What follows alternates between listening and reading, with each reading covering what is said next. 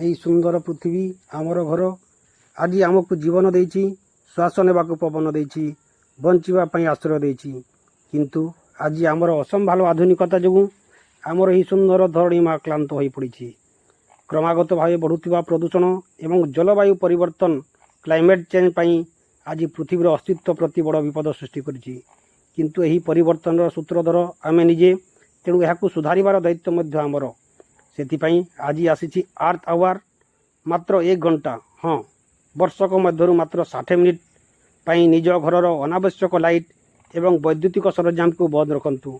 यह केवल अंधार करवा नुहे बरং आम भविष्य को आलोकित करने एक संकल्प आसतु समग्र विश्व सहित पाद मिसाई आम यही महत् अभियान अंशीदार होगा। आमर यही छोट पदक्षेप आम धरणी माँ को एक नुआ जीवन दे पार। मन रखंतु पृथ्वी सुरक्षित तो आम सुरक्षित। आसतु आम समस्ते मिसी कहवा धरित्री रक्षा आम सुरक्षा।